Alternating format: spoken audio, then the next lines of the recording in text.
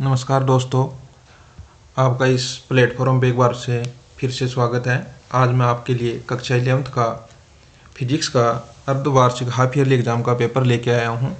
वो भी 2022-23 पिछले वर्ष का पेपर है। इसके अंदर अपन ये देखेंगे किस प्रकार के क्वेश्चन यहाँ पे आते हैं और कैसा इसका पैटर्न रहता है। ये आपके लिए जो अब हाफ ईयरली होने वाली है उसमें बहुत ही इम्पोर्टेंट रहेगा। तो इस पेपर में अपने पास 50 नंबर का ये आता है और 3.25 घंटे यहाँ पे अपने को इसमें टाइम मिलती है। तो यहाँ पे पहला जो क्वेश्चन है उसके अंदर अपने को जो खंड ए है, सेक्शन ए है, उसके अंदर अपने को ऑब्जेक्टिव टाइप के क्वेश्चन मिलते हैं। 10 क्वेश्चन मिलते हैं और सारे के सारे जो क्वेश्चन है ये 10 एक एक अंक के होते हैं। और यहाँ पे देखते हैं क्वेश्चनों को। जो पहला अपना जो क्वेश्चन है, सबसे क्षीण मूल बल है। तो यहाँ पे अपने ये पहले चैप्टर से आया है जो कि अब हट गया है, ये पिछली बार का है। तो अपना ये पहला चैप्टर हट गया है। इसमें आंसर जो आएगा वो आएगा गुरुत्वीय बल। अगला जो क्वेश्चन है, यहाँ पे अपने को एक राशि दे रखी है, इसमें पूछ रहा सार्थक अंकों की संख्या क्या है। तो 5500। तो अपने को यहाँ पे पता है कि लास्ट के आने वाले जो भी जीरो होते हैं वो सार्थक अंक नहीं होते हैं, सिग्निफिकेंट फिगर काउंट नहीं होते हैं, नॉन जीरो वाले काउंट करते हैं। तो यहाँ पे कितने होंगे? 2 अंक यहाँ पे आंसर हो जाएगा, यहाँ पे 2 आएगा। अगला क्वेश्चन यहाँ पे अपने को दे रखा है, किसी गतिमान वस्तु का त्वरण ज्ञात किया जा सकता है। यानी कोई अपने को कोई पार्टिकल दे रखा है और उसका अपने को एक्सेलरेशन यहाँ पे पूछा जा रहा है। तो यहाँ पे पहला जो ऑप्शन है उसमें दे रखा है दूरी समय ग्राफ के ढाल द्वारा, यानी डिस्टेंस टाइम जो ग्राफ है उसका जो कर्व होगा, स्लोप होगा, उसके ढाल जो बोल रहा है। तो ये अपने को बताता है यहाँ पे वेलोसिटी, वेग बताएगा। वेग समय ग्राफ का ढाल, वेग समय ग्राफ का ढाल अपने को त्वरण यानी एक्सेलरेशन बताता है। तो सही आंसर जो होगा वह आएगा इसमें। तीसरा ऑप्शन इसमें दे रखा है त्वरण समय के ग्राफ के क्षेत्रफल द्वारा, यानी त्वरण समय का जो ग्राफ है वो अपने को बताएगा वेग बताएगा, ये भी वेग होगा। और दूरी समय का जो ग्राफ है ये होगा दूरी मल्टीप्लाई टाइम यानी समय। तो कौन सा आंसर सही होगा? यहाँ पे वह आंसर सही होगा। अगला अपने पास है 4th क्वेश्चन, देखते हैं। एक हाथ घड़ी की मिनट वाली सुई का कोणीय वेग रेडियन पर सेकंड में पूछ रहा है। तो अपने को पता है जो हाथ की जो घड़ी होती है वो मिनट वाली सुई है वो 60 मिनट में यानी 1 घंटे में लगाती है एक चक्कर, यानी 2 पाई रेडियन कोण बनाती है, 360 डिग्री का कोण बनाती है। अब अपने को अगर उसका कोणीय वेग यहाँ पे निकालना है तो कैसे निकालेंगे? कोण अपॉन में टाइम, 2 पाई 60 और ये आ जाएगा 60 सेकंड में। यहाँ से अगर सोल्व करेंगे इसको तो ये आ जाएगा 30 और मल्टीप्लाई करेंगे तो पाई अपॉन में 1800। पहला ऑप्शन इसका सही होगा। 1 किलोग्राम भार बराबर होता है 1 किलोग्राम भार पूछ रहा है। तो भार क्या होगा बता देंगे। यहाँ पे भार होगा इसका 1 mg, m की वैल्यू 1 दे रखी है तो 9.8 न्यूटन इसका आंसर होगा। दूसरा आंसर वह इसमें आएगा। 6th क्वेश्चन देखते हैं। m द्रव्यमान के एक कण का संवेग p है, इसकी गतिज ऊर्जा होती है p²/2m। पहला ऑप्शन सही होगा। घूर्णन गति में किया गया कार्य होता है, घूर्णन गति है इसमें जो होता है कार्य वो होता है torque multiply angle del theta, ये वाला होगा। ये यहाँ पे बल आघूर्ण आ जाता है और ये इसका कोणीय विस्थापन torque into displacement, angular displacement यहाँ पे आ जाएगा ए ऑप्शन। केपलर का जो थर्ड रूल है वो है T²∝r³। तो यहाँ पे आ जाएगा 4th ऑप्शन r³ के अनुक्रमानुपाती होता है। किसी ग्रह का परिक्रमण काल t का स्क्वायर पूछ रहा है, किसके समानुपाती होता है? r³ के। 9th क्वेश्चन यहाँ पे है, सबसे अधिक प्रत्यास्थ पदार्थ होता है। यहाँ पे जो सबसे अधिक प्रत्यास्थ जो इलास्टिक होता है वो स्टील होता है। रबर भी इलास्टिक होता है लेकिन सबसे ज़्यादा क्या होता है? स्टील होता है। अगला क्वेश्चन है, बर्नौली की प्रमेय किस पे आधारित है? यह है ऊर्जा संरक्षण सिद्धांत पे आधारित है। इसके बाद अपने 11 से 15 के जो क्वेश्चन आते हैं वो आते हैं ब्लैंक्स, रिक्त स्थान की पूर्ति करना। और ये 5 क्वेश्चन यहाँ पे अपने को दे रखे हैं और सब 1-1 नंबर के हैं। तो देखते हैं, नोबेल पुरस्कार प्राप्त प्रथम भारतीय वैज्ञानिक का नाम सीवी रमन था। बल का विमीय सूत्र अगर अपने से पूछे तो m1 L1 T-2, ये अपने को याद रखना है। अगला क्वेश्चन, किसी वस्तु के अधिकतम क्षैतिज परास के लिए प्रक्षेप्य कोण का मान कितना होना चाहिए, यानी कि अधिकतम क्षैतिज परास रेंज मैक्सिमम रखनी है तो एंगल का मान थीटा = 45 डिग्री अपने को रखना पड़ेगा, जिससे ये सबसे ज़्यादा दूर जाके गिरेगा डिस्टेंस पे। रेंज मैक्सिमम रखनी है तो एंगल कितना रखना पड़ेगा, 45 डिग्री। अगला क्वेश्चन, दो सदिश आपस में लंबवत हैं, यानी उनके बीच का कोण थीटा = 90 डिग्री दे रखा है, तब उनका अदिश गुणनफल होगा। A.B पूछ रहा है। A.B क्या होता है, AB cos थीटा, और थीटा की वैल्यू 90 डिग्री दे दी तो cos 90 की वैल्यू हो जाएगी 0, तो यहाँ पे आंसर आ जाएगा इसका 0। रेनॉल्ड संख्या का मान अगर 1500 है तो द्रव प्रवाह धारा रेखीय होगा। अगला क्वेश्चन देखते हैं, 16 से 20 तक अपने अति लघुतरात्मक वेरी शॉर्ट आंसर के आते हैं। एक नंबर के 5 क्वेश्चन हैं। तो यहाँ पे देखते हैं, अगला क्वेश्चन 16 नंबर का है, एसआई पद्धति में एसआई सिस्टम में प्रदीपन तीव्रता का क्या मात्रक होगा। तो यहाँ पे जो लाइट का होता है इंटेंसिटी, लाइट इंटेंसिटी का वो होता है केंडला, इसको लिखते हैं CD के द्वारा।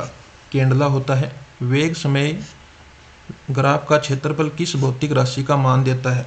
यानी अगर अपने को 2 क्वेश्चन आते हैं, इसमें एक तो ढाल पूछता है, एक क्षेत्रफल पूछ सकता है।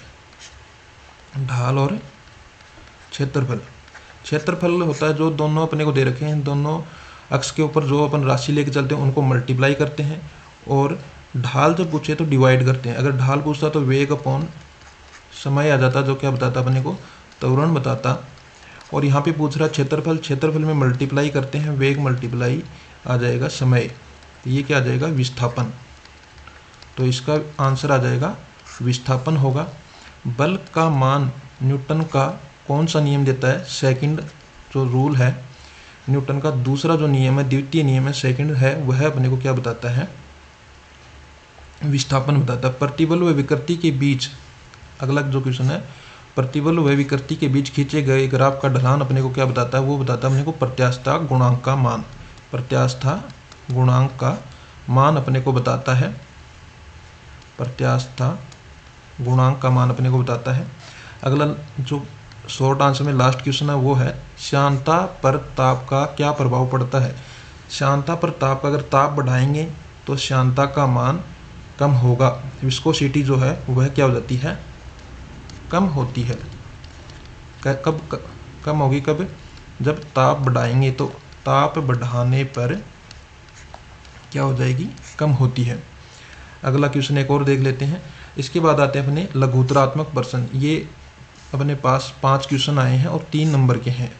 हर क्वेश्चन अपने पास 3-3 नंबर का है। इसमें पहला क्वेश्चन देखते हैं, गुरुत्वीय त्वरण के सूत्र G = 4π² L/T²। अपने को एक यहाँ पे रिलेशन दे रखा है, में L और T के अंदर अपने को त्रुटि दे रखी हैं। G के मान में त्रुटि पूछ रहा है, तो L में कितनी त्रुटि दे रखी है, 2%, और T में अपने को जो एरर दे रखी है वो है 3%। पूछ रहा है G में, तो G में कितने % एरर होगी, तो G में जो एरर होगी वो होगी ये, और ये आ जाएगी यहाँ पे ऊपर L में कितनी है, 2 प्लस आ जाएगी, और T में कितनी है, 3 है, लेकिन यहाँ पे नीचे T का स्क्वायर आ रहा है तो आ जाएगी 2 × 3 यानी 8%। तो इसका आंसर जो आएगा कितना आएगा, 8%। यहाँ पे गति के 3 समीकरणों का कलन विधि से व्युत्पन्न कीजिए। यहाँ पे अपने पास 3 जो इक्वेशन है, V = U + AT, सेकंड जो इक्वेशन है H = UT + ½ AT², और थर्ड जो इक्वेशन है V² = U² + 2AS। ये इक्वेशन अपने को फाइंड आउट करनी है, ड्राइव करनी है। अगला जो क्वेश्चन देखते हैं, एक वस्तु पर F1 लग रहा है, F2 लग रहा है और F3 3 बल लग रहे हैं, क्या वस्तु संतुलन की स्थिति में है, यदि नहीं तो संतुलन की स्थिति के लिए कितना बल लगाना पड़ेगा, आवश्यक बल का परिणाम ज्ञात कीजिए। तो सबसे पहले अपन इन बलों को कोऑर्डिनेट कर लेते हैं। तो अपने पास I में लग रहा है, F1 इधर लग रहा है 3I, F2 ऊपर की ओर लग रहा है 5J, और F3 लग रहा है नीचे की ओर -3J, नीचे का मतलब नीचे की ओर हो गया। तो यहाँ से अपन ये दोनों बलों को देखेंगे, फोर्स को देखेंगे। तो नीचे 3 लग रहा है, ऊपर 5 लग रहा है, तो ऊपर बचेगा केवल 2J और ये इधर बचेगा 3I। तो अपने पास जो टोटल फोर्स लग रहा है वो लग रहा है 3I + 2J। तो ये जो अपनी वस्तु थी ये बैलेंस्ड नहीं है, संतुलन की स्थिति में नहीं है। यदि नहीं है तो संतुलन की स्थिति के लिए कितना बल लगाना पड़ेगा, वो लगाना पड़ेगा, ये अगर इधर लग रहा है तो इसके ऑपोजिट डायरेक्शन में वो होगा -3I - 2J। इतना बल अपने को लगाना पड़ेगा। और उसका परिणाम पूछ रहा है तो परिणाम कितना होगा, परिणाम निकाल देते हैं। 3 का स्क्वायर 9 + 2 का 4 √ कर देते हैं, √13। इतना न्यूटन अपने को बल लगाना पड़ेगा, तब जाके अपनी जो वस्तु है वो संतुलन की स्थिति में आएगी। अगला जो क्वेश्चन है, एक विमीय प्रत्यास्थ टक्कर के लिए प्रदर्शित कीजिए कि टक्कर से पूर्व पास आने की सापेक्ष गति और टक्कर के पश्चात दूर हटने की सापेक्ष गति बराबर होती है। ये अपने को इसमें प्रूव करना है कि जितनी स्पीड से पास आ रही है उतनी ही स्पीड से जो टक्कर के पश्चात वस्तु दूर जाती हैं। अगला लास्ट इसके अंदर क्वेश्चन है, प्रत्यास्थता संबंधी हुक का नियम लिखिए। हुक का जो नियम है वो बताएंगे कि इसके अंदर विकृति और अपना जो प्रतिबल है वो किस प्रकार संबंधित होते हैं, एक दूसरे के प्रोपोर्शनल होते हैं, समानुपाती होते हैं। इसके आधार पर यंग प्रत्यास्थता गुणांक का मान भी, सूत्र भी स्थापित अपने को करना है। और इसके बाद अपना जो लास्ट खंड आता है 6, उसके अंदर अपने पास 3 क्वेश्चन आते हैं और तीनों के अथवा में एक क्वेश्चन आते हैं, यानी 6 क्वेश्चन आते हैं। उनमें से अपने को 3 क्वेश्चन करने होते हैं और प्रत्येक क्वेश्चन 5 अंक का है। यहाँ पे पहला जो क्वेश्चन है, सदिश संयोजन का समांतर चतुर्भुज नियम लिखिए।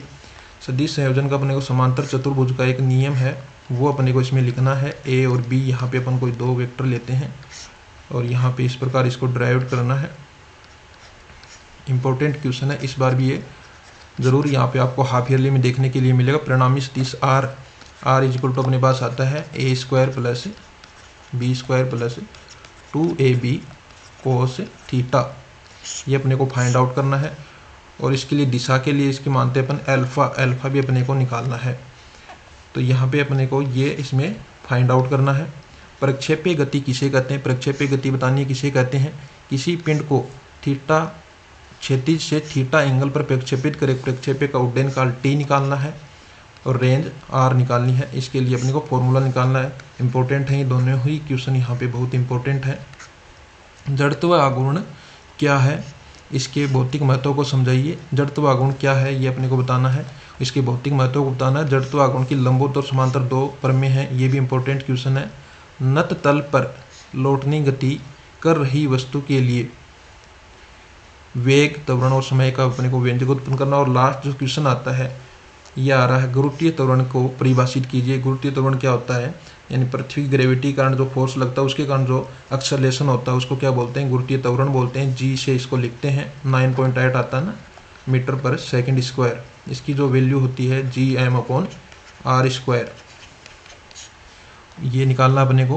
पृथ्वी तल से ऊंचाई और गहराई के साथ इसका मान किस प्रकार परिवर्तित होता है, सूत्र प्राप्त कर ग्राफ से प्रदर्शित कीजिए। यानी अगर अपन सरफेस से दूर जाते हैं तो ये किस प्रकार चेंज होता है, Gh किस प्रकार आता है, G1 - 2h/r ऐसा कुछ आता है।